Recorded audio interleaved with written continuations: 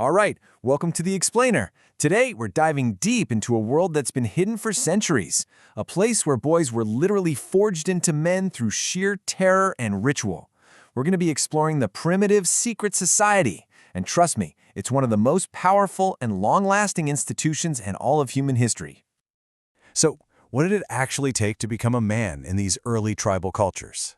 Well, for countless generations, the answer had nothing to do with how old you were. No, it was all about a brutal, transformative ordeal.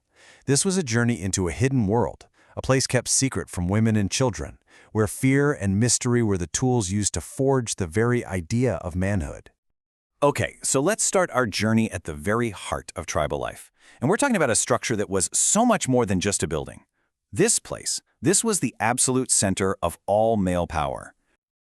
Think of this men's house as the central hub for everything. In New Guinea, they called it the Erevo. And for any man who went through the initiation, it was basically his alma mater.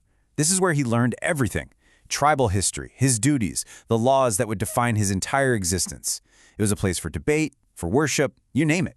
It was the factory for shaping the next generation of men. And here's what's truly mind-blowing. This wasn't just in one or two places. This was a global phenomenon. You had the Quad in the Torres Straits, where young men basically served the elders, and then all the way over in North America, the Kiva of the Pueblo Indians. Different names, different locations, but the core idea? It was exactly the same: a space just for men. And when we say exclusively for men, we mean it. The exclusion of women was total, non-negotiable. This was no simple social club. No, this was the seat of power itself, where the elder's word was law.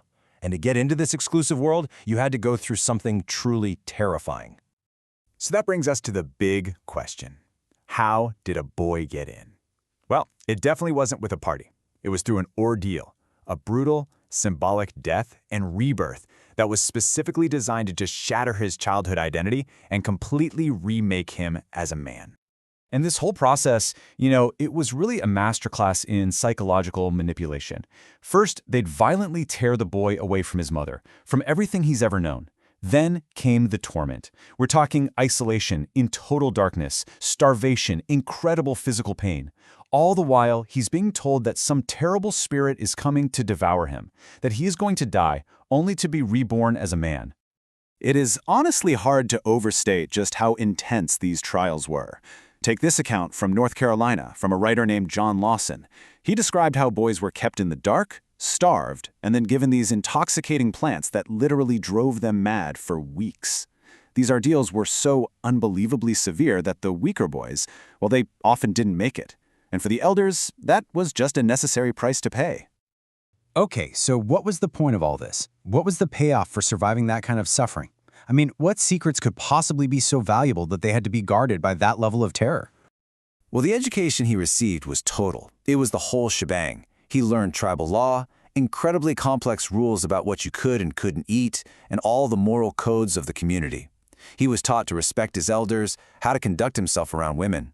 He was even taught the secrets of sorcery, not so he could become a sorcerer, but so he would understand its power and, frankly, be afraid of it. And when it was all over, he got a brand new secret name and learned a secret language, a language known only to the initiated men. This just sealed his separation from the old world. But at the very core of all this training was one thing: duty. This quote you're seeing from the Torres Straits is just so powerful, right? It frames your parents as being as essential as the food in your belly. The message couldn't be clearer. The tribe, your elders, they come before everything else, even before your own wife and your own family. Which brings us to the really crucial question here: control.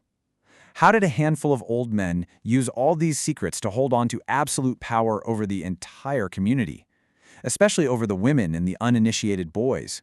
The answer, it turns out, was a brilliant and absolutely terrifying piece of theater. You see, the women and the younger boys weren't told, "Oh, Billy's off to school." No way. They were told that a monstrous spirit, a god from the wilderness, was coming to snatch the boys, kill them, and then literally spit them back out into the world as men. And what about the voice of this terrifying god? Well, it came from this little thing, the bull roarer. It's just a simple piece of wood on a string, but when you swing it through the air, wow, It creates this sound that's so eerie, so otherworldly. It's just deeply unsettling. And that, right there, was the society's greatest secret. The entire social order, this whole system, built on supernatural terror, was all based on a simple piece of wood whizzing around on a string. Once you knew the secret of the bull roarer, you knew the real truth. The gods weren't out in the forest. The gods were the old men sitting in the clubhouse. But, a system like this, so carefully built on illusion, it couldn't last forever.